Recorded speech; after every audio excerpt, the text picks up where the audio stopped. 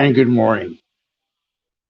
It is 3:21 on a Tuesday morning in Southern California. My name is Don. If you're watching this live and based on the egg that's on the eye that's in front of me, nobody is right now. But if you are watching this on the replay, thank you very much for stopping by. Um, I'll get the preliminaries out of the way. If you want to follow me on YouTube, you can do that at Radio Don, the number one. If you want to support this endeavor, you can do so at paypal.me/Radio Don.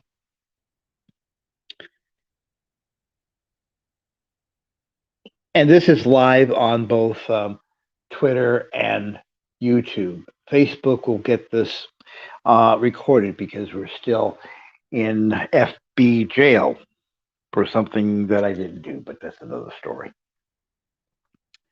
This morning, I need to talk to you because finally somebody is starting to talk about the one thing that I didn't think that any news organization would ever even think about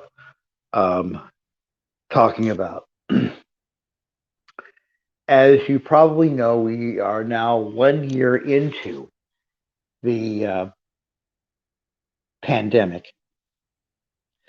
So far, 528,290 people have lost their lives to this. Yesterday, the CDC and the White House and all those people said that fully vaccinated people can visit non-vaccinated people without masks and things like that, and the ability to hug your grandmother and stuff like that, now exists. And there is much pressure on everyone to get a needle in their arms. Now, there are people who are not going to do this because of, well, things that have been said on the internet about whether or not the vaccine is safe. There have been scary stories about the two more prominent vaccines. The Johnson & Johnson one is different for a couple of reasons. One is the fact that it's only one shot instead of the others being two. And the other being that so far in the small time that the vaccine has been out there and being put in people's arms, there have been no adverse effects at all. Because there's stories of people who get the second shot and it's like, why did I take this? I'm now sick because the second shot's effects. With the Johnson & Johnson one, there have not been any adverse effects. Now, that is the one that I am going to try to get. The good part is that I'm still in my little shell here, all by myself. So my contact with the rest of the human race is nil, unless I have to go to the store and things like that. And I'm just really trying to keep that down as much as possible. But here's the thing. It's going to take a Herculean effort to get that needle into my arm for one reason. Now, if I say that I'm afraid of needles, a 65-year-old man saying that I am afraid of needles, there will be a lot of laughter. There will be a lot of, oh, fuck up, Don. You're just a silly sissy. No, I'm not. Taking a look at those pictures of that very, very long needle, and they keep saying, "Oh, only the tip goes in." I didn't see just the tip. go in. Those things are long, and to me, they're painful.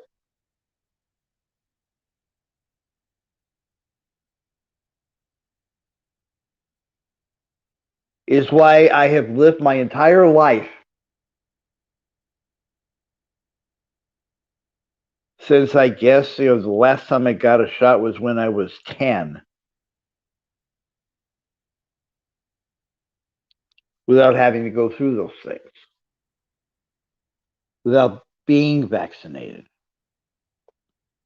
It's the reason why I still have my tonsils.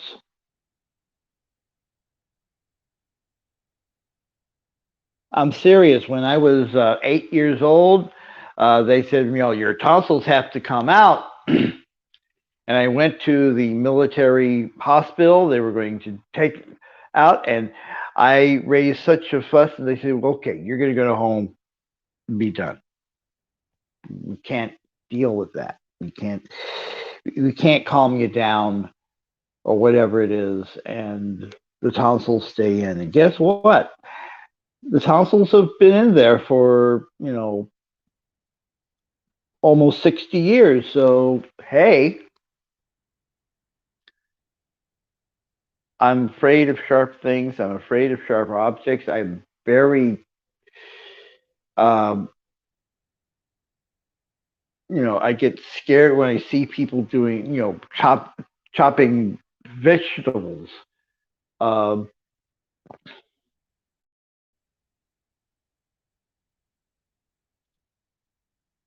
the medical term for what I've got, I don't know right now because I would have to interrupt this broadcast to do so, but there is a name for it, and it is severe.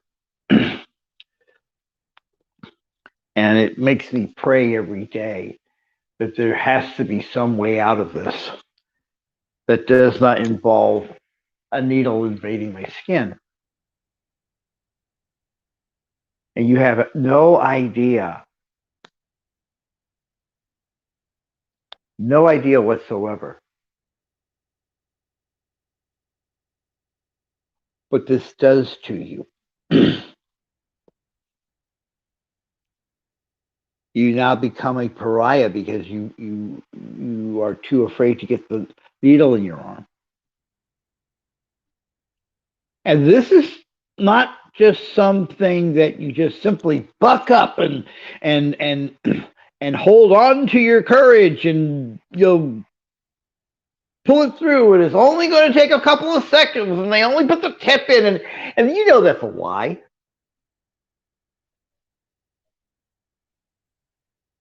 There has to be a better way to put these things into your body.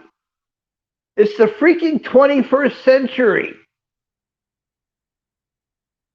There has to be a better way.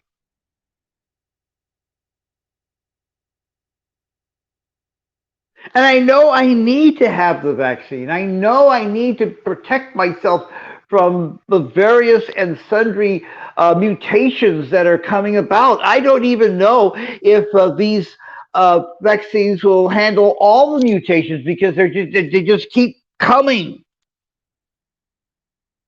I know I need to protect myself in some way, shape, form, or fashion. I just have to get past that, and I can't.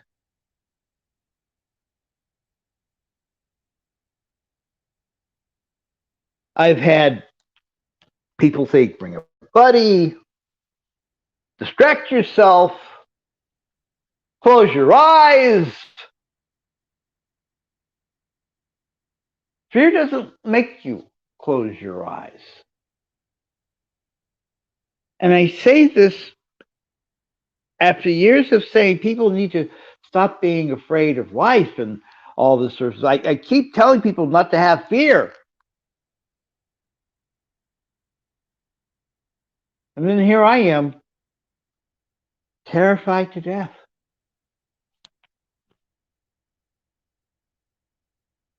I'm terrified to death.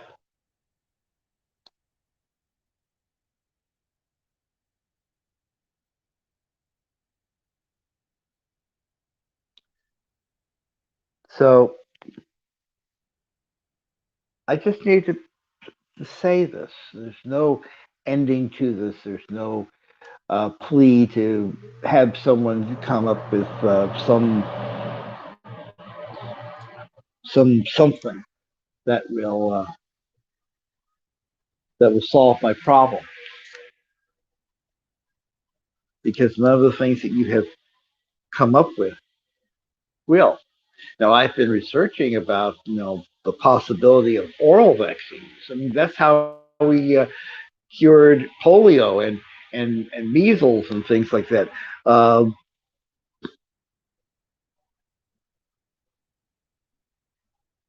you know vaccines that you can take orally. I remember when we all lined up in class to take the little sugar cube with the pink stuff that has the vaccine in it. They probably wouldn't allow sugar now because sugar is a horrible thing. Everything's a horrible thing these days,